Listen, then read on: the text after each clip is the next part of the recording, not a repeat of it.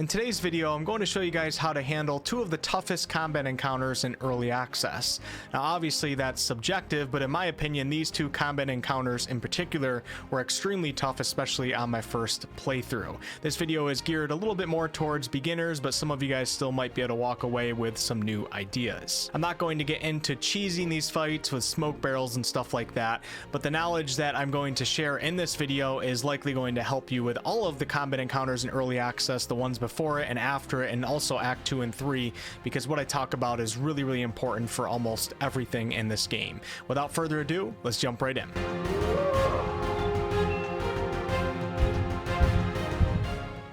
The first combat encounter that I'm going to talk about is perhaps the most terrifying in all of early access, and that is the Minotaur fight. Now some of you guys might be asking why I'm talking about the Minotaur fight when my party's in the Zhentarim hideout right now, and the reason is that the Zhentarim hideout offers an entrance into the Underdark that gives your party great positioning for the Minotaur fight. Positioning in Baldur's Gate 3 is perhaps, actually not perhaps, it is the most important thing that every single party can do. It doesn't matter what your party comp is, what your attributes are, what spells you've taken. Good party positioning is going to benefit all players, and that's the reason why I'm doing this video. I'm not going to get into too many specifics regarding little things that each individual character can do, although I will show you a few tricks, but party positioning is the most important thing in this game. Now in the back left corner of the Zhentarim hideout, those of you guys that don't know where the Zhentarim hideout is, it's located within a building in Walking's Rest, which is where the burning buildings are and the flaming fists are running around. In the back left of the Zhentarim hideout, there is a wall, and if you walk your entire party up to it, you'll notice that everybody has to do a perception check, and then you can see that the wall is actually an illusion. Now, if you've already killed the Zhentarim, you can just walk right through it, but if you haven't killed them and you want to get through this wall without any issue, come over here, turn off the torch, and then bring your entire party over here, and I would put everybody in crouch, and then you can simply walk through the wall. Now, if you didn't actually kill the Zhentarim, you won't have the key to the elevator, but you can come over here and lockpick it with a Starion, which you'll most likely succeed, and then take the elevator down, and we'll fast forward the video to the positioning that it gives you.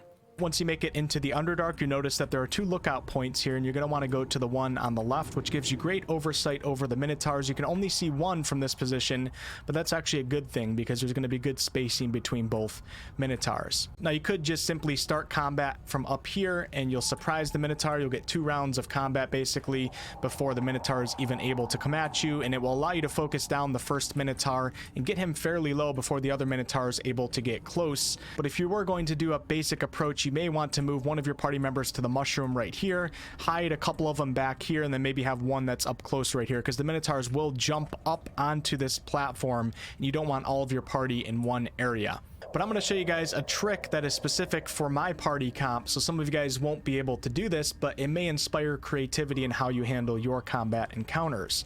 Now these Minotaurs are too heavy to push even with 18 strength. I'm not sure if a strength potion changes that, but you can't really get down there and push them off the ledge like you used to be able to do. Thunderwave is a possibility, but it doesn't push them as far as you may think it would. So if we take a look at the Minotaur's pathing, you can notice that this Minotaur comes over close to this ledge right here, which gives me an opportunity to use something to knock him off the ledge and really start off the fight with that Minotaur probably definitely under 50% health, but maybe even possibly dead. Now the other Minotaurs over near this natural bridge right here, and most people will for the first time encounter the Minotaurs with their party over on this side, which is really bad positioning for this fight. You can still of course win the combat encounter, but it's really scary when you come from over here because the Minotaurs will all jump over. You don't really have high ground and you're going to get slaughtered. And another entrance to the Underdark that you may find yourself coming from is your party will land right here if they jump from the Spider Queen's cave, which is on the ceiling of the Underdark, and you can get to that cave from the village of Moonhaven or the first goblin village that you come across. But this is definitely by far the best positioning, and what I'm going to do is make sure that I have light on my weapon with Lae'zel so she doesn't have disadvantage on her attack. You can also just cast Dancing Lights, and when the Minotaur comes to this position right here, I'm going to jump Lae'zel over and try a couple things. So let's go ahead and use the jump spell with Lae'zel. and then I'm going to wait for the Minotaur to get close to the edge. So it looks like the Minotaur is getting close to the edge. So what I'm going to do is take a Starion and hide him back a little bit. Take Shadow, I'll leave her close to the ledge, and then take my Sorcerer and move him back too. You don't want all of your characters on top of each other. And we're going to take Lae'zel, and I'm going to jump her behind the Minotaur here once he moves a little bit further away. Perfect, right there. And it's going to initiate combat, which is fine. You guys can see the other Minotaurs over here near the natural bridge. He scored pretty good on his initiative order, which isn't good, but we're going to still handle this situation well. So let's go down here to our pushing melee attack, and you'll notice that I have 65%. If I didn't have the light cantrip cast on my sword, it'll probably be like 40. 65 is pretty good when you have action surge. So let's go ahead and take a swing at this Minotaur. And we missed the first time, so I'm going to action surge, and we're going to try again. You would think we might get it with 2 attempts on 65%. We'll find out. And there we go. The Minotaur just took 43 damage from the fall, and he's down to 2 HP. This is a great start. Great start for the Minotaur fight. And now I still also have a bonus action, and since I used the jump spell, I can get Lae'zel all the way back to the mushroom right here. Minotaurs are now close to my party, but the one that has 2 HP is about to die. And we have the +2, and he's dead, which is perfect. And then this other Minotaur basically doesn't stand a chance. As you guys can see, we now have 2 dead Minotaurs, and even if you didn't do what I did with Lae'zel, or you didn't do anything special and you just initiated combat from up here, having high ground and having the ability to focus down that first Minotaur before the other one's able to get close is going to make this combat encounter much easier. Positioning is everything. Like I said though, with the high ground position right here, you probably want to spread out your party a little bit. Maybe have one on the mushroom, one in the back corner right here, and maybe even one of your ranged casters all the way back here, because the Minotaurs will jump up for some of you guys and do some AoE effects. But by that time, you should probably already have 1 Minotaur dead and only be having to deal with 1. And when the Minotaur jumps up here, you also have more opportunities to knock them back and do even more damage. So that is, in my opinion, the best position for the Minotaur fight. It's going to make this combat encounter probably 5 times easier for many of you guys. All right, on to the next one. Welcome to the dreaded Githyanki combat encounter. Definitely one of the hardest fights in the game, especially on your first playthrough or 2.